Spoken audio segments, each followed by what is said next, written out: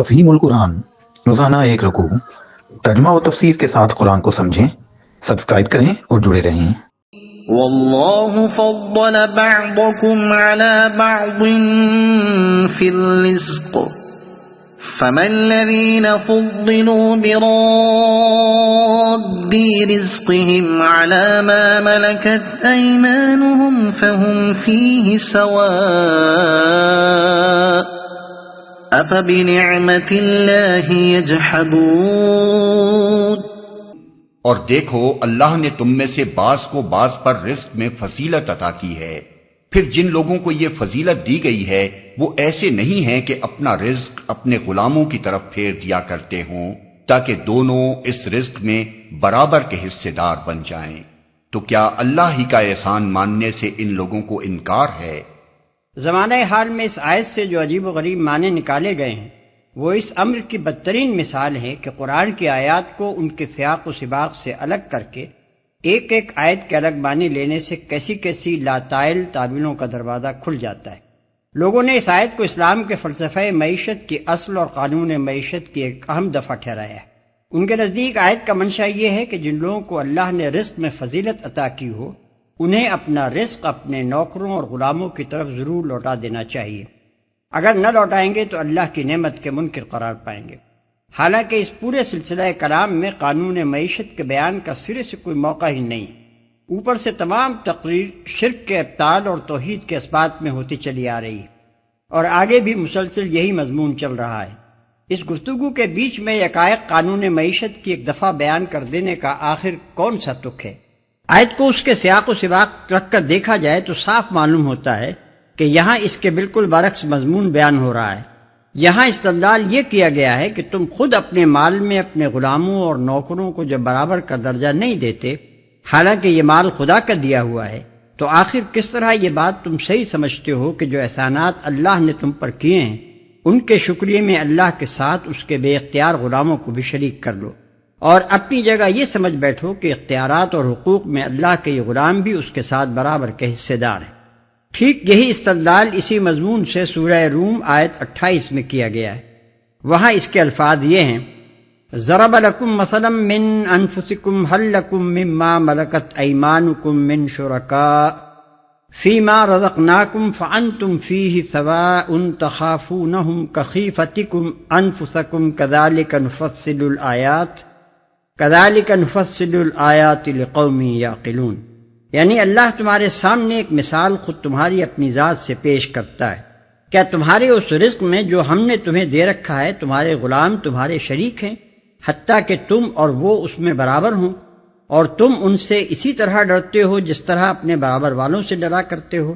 اس طرح اللہ کھول کھول کر نشانیاں پیش کرتا ہے ان لوگوں کے لیے جو عقل سے کام لیتے ہیں۔ دونوں آیتوں کا تقابل کرنے سے صاف معلوم ہوتا ہے کہ دونوں میں ایک ہی مقصد کے لیے ایک ہی مثال سے استدلال کیا گیا ہے، اور ان میں سے ہر ایک دوسری کی تفسیر کر رہی ہے۔ شاید لوگوں کو غلط فہمی افبنعمت اللہ یجحدون کے الفاظ سے ہوئی ہے۔ انہوں نے تمثیل کے بعد متصلاً یہ فقرہ دیکھ کر خیال کیا کہ ہو نہ ہو اس کا مطلب یہی ہوگا کہ اپنے زیر دستوں کی طرف رزق نہ پھیر دینا ہی اللہ کی نعمت کا انکار ہے۔ حالانکہ جو شخص قرآن میں کچھ بھی نظر رکھتا ہے وہ اس بات کو جانتا ہے کہ اللہ کی نعمتوں کا شکریہ غیر اللہ کو ادا کرنا اس کتاب کی نگاہ میں اللہ کی نعمتوں کا انکار ہے۔ یہ مضمون اس کثرت سے قرآن میں دہرایا گیا ہے کہ تلاوت و تدبر کی عادت رکھنے والوں کو تو اس میں اشتباہ پیش نہیں آ سکتا۔ البتہ انڈیکسوں کی مدد سے اپنے مطلب کی آیات نکال کر مضامین تیار کرنے والے حضرات اس سے ناواقف ہو سکتے ہیں۔ نعمت الہی کے انکار کا یہ مفہوم سمجھ لینے کے بعد اس فقرے کا یہ مطلب صاف سمجھ میں آ جاتا ہے کہ جب یہ لوگ مالک اور مملوک کا فرق خوب جانتے ہیں اور خود اپنی زندگی میں ہر وقت اس فرق کو ملحوظ رکھتے ہیں، تو کیا پھر ایک اللہ ہی کے معاملے میں انہیں اس بات پر اصرار ہے کہ اس کے بندوں کو اس کا شریک و سہیم ٹھہرائیں، اور جو نعمتیں انہوں نے اس سے پائی ہیں ان کا شکریہ اس کے بندوں کو ادا کریں؟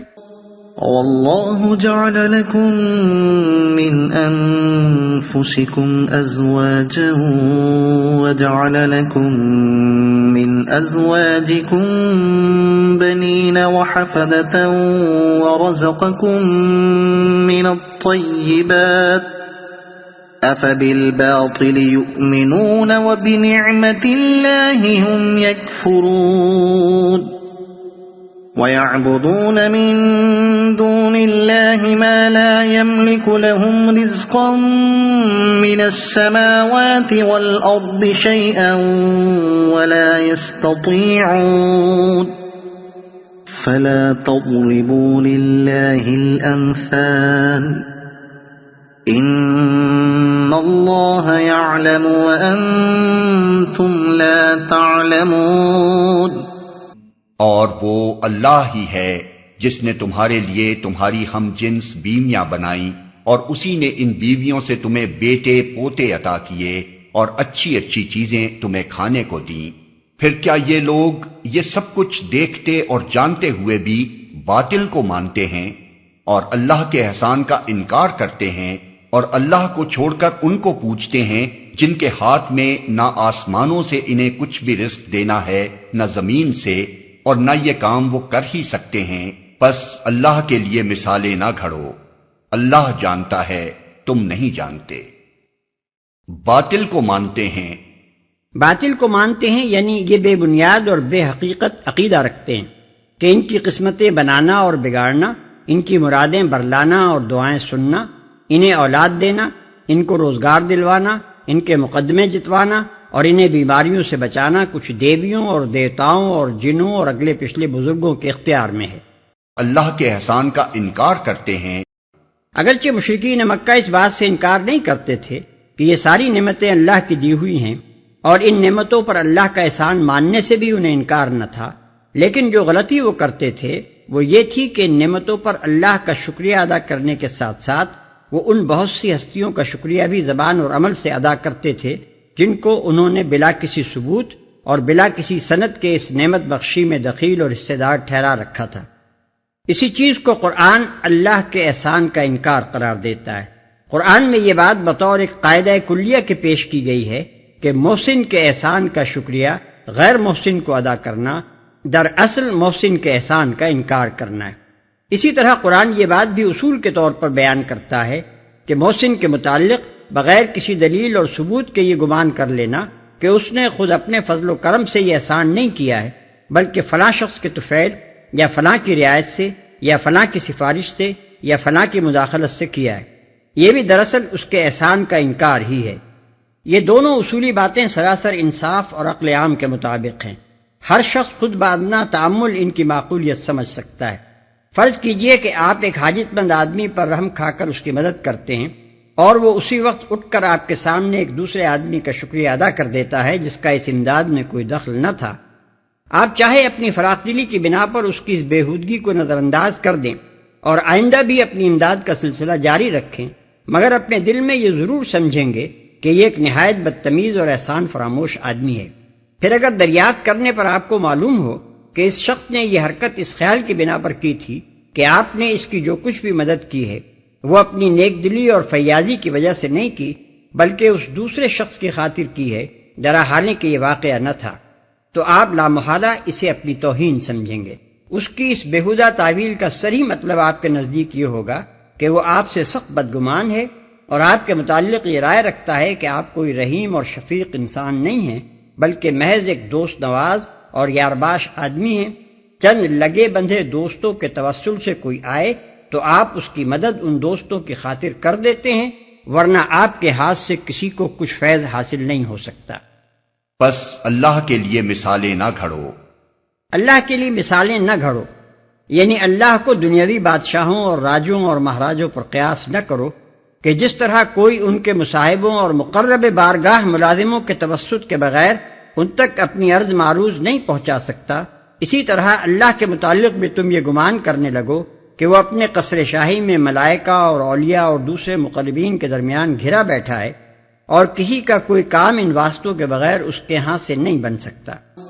ضرب الله مثلا عبدا مملوكا لا يقدر على شيء ومن رزقناه منا رزقا حسنا فهو ينفق منه سرا وجهرا هل يستوون الحمد لله بل أكثرهم لا يعلمون. اللہ ایک مثال دیتا ہے، ایک تو ہے غلام جو دوسرے کا مملوک ہے اور خود کوئی اختیار نہیں رکھتا، دوسرا شخص ایسا ہے جسے ہم نے اپنی طرف سے اچھا رزق عطا کیا ہے اور وہ اس میں سے کھلے اور چھپے خوب خرچ کرتا ہے. بتاؤ کیا یہ دونوں برابر ہیں؟ الحمدللہ، مگر اکثر لوگ اس سیدھی بات کو نہیں جانتے. اللہ ایک مثال دیتا ہے. یعنی اگر مثالوں ہی سے بات سمجھنی ہے تو اللہ صحیح مثالوں سے تم کو حقیقت سمجھاتا ہے. تم جو مثالیں دے رہے ہو وہ غلط ہیں، اس لیے تم ان سے غلط نتیجے نکال بیٹھتے ہو. الحمدللہ. سوال اور الحمدللہ کے درمیان ایک لطیف خلا ہے جسے بھرنے کے لیے خود لفظ الحمدللہ ہی میں بلیغ اشارہ موجود ہے. ظاہر ہے کہ نبی صلی اللہ علیہ وسلم کی زبان سے یہ سوال سن کر مشرکین کے لیے اس کا یہ جواب دینا تو کسی طرح ممکن نہ تھا کہ دونوں برابر ہیں. لا محالہ اس کے جواب میں کسی نے صاف صاف اقرار کیا ہوگا کہ واقعی دونوں برابر نہیں ہیں، اور کسی نے اس اندیشے سے خاموشی اختیار کر لی ہوگی کہ اقراری جواب دینے کی صورت میں اس کے منطقی نتیجے کا بھی اقرار کرنا ہوگا، اور اس سے خود بخود ان کے شرک کا ابطال ہو جائے گا. لہذا نبی نے دونوں کا جواب پا کر فرمایا الحمدللہ. اقرار کرنے والوں کے اقرار پر بھی الحمدللہ اور خاموش رہ جانے والوں کی خاموشی پر بھی الحمدللہ. پہلی صورت میں اس کے معنی یہ ہوئے کہ خدا کا شکر ہے، اتنی بات تو تمہاری سمجھ میں آئی. دوسری صورت میں اس کا مطلب یہ ہے کہ خاموش ہو گئے. الحمدللہ اپنی ساری حق دھرمیوں کے باوجود دونوں کو برابر کہہ دینے کی ہمت تم بھی نہ کر سکے. اس سیدھی بات کو نہیں جانتے، یعنی باوجود کہ انسانوں کے درمیان وہ صریح طور پر با اختیار اور بے اختیار کے فرق کو محسوس کرتے ہیں، اور اس فرق کو ملحوظ رکھ کر ہی دونوں کے ساتھ الگ الگ طرز عمل اختیار کرتے ہیں، پھر بھی وہ ایسے جاہل و نادان بنے ہوئے ہیں کہ خالق اور مخلوق کا فرق ان کی سمجھ میں نہیں آتا. خالق کی ذات اور صفات اور حقوق اور اختیارات سب میں وہ مخلوق کو اس کا شریک سمجھ رہے ہیں، اور مخلوق کے ساتھ وہ طرز عمل اختیار کر رہے ہیں جو صرف خالق کے ساتھ ہی اختیار کیا جا سکتا ہے.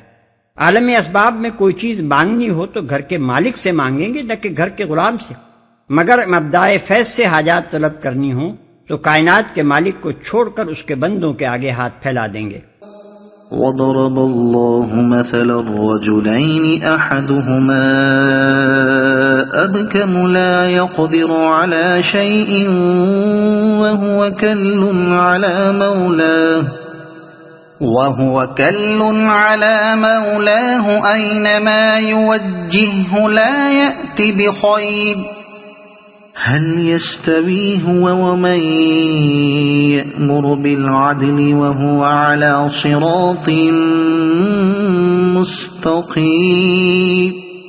اللہ ایک اور مثال دیتا ہے. دو آدمی ہیں، ایک گونگا بہرا ہے، کوئی کام نہیں کر سکتا، اپنے آقا پر بوجھ بنا ہوا ہے، جدھر بھی وہ اسے بھیجے کوئی بھلا کام اس سے بن نہ آئے. دوسرا شخص ایسا ہے کہ انصاف کا حکم دیتا ہے اور خود راہ راست پر قائم ہے.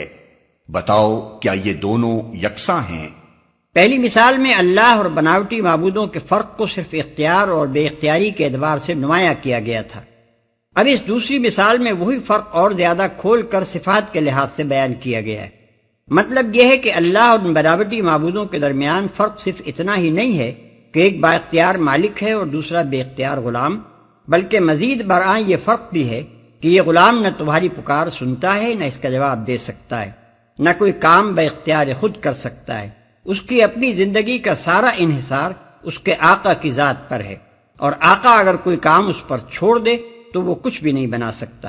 بخلاف اس کے آقا کا حال یہ ہے کہ صرف ناطق ہی نہیں، ناطق حکیم ہے، دنیا کو عدل کا حکم دیتا ہے، اور صرف فاعل مختار ہی نہیں، فاعل برحق ہے، جو کچھ کرتا ہے راستی اور صحت کے ساتھ کرتا ہے. بتاؤ یہ کون سی دانائی ہے کہ تم ایسے آقا اور ایسے غلام کو یکساں سمجھ رہے ہو. اگر آپ کو یہ ویڈیو پسند آئی ہو تو اسے لائک کریں، دوسروں تک پہنچانے کے لیے شیئر کریں، اور مزید ایسی ہی معلوماتی ویڈیوز کے لیے ہمارے چینل عبد المالک ہاشمی کو سبسکرائب ضرور کریں. نئی اپڈیٹس کے لیے بیل آئیکن دبائیں تاکہ آپ کو ہماری ہر نئی ویڈیو بر وقت مل سکے. آپ کی حوصلہ افزائی ہمیں مزید بہترین مواد بنانے میں مدد دے گی. شکریہ.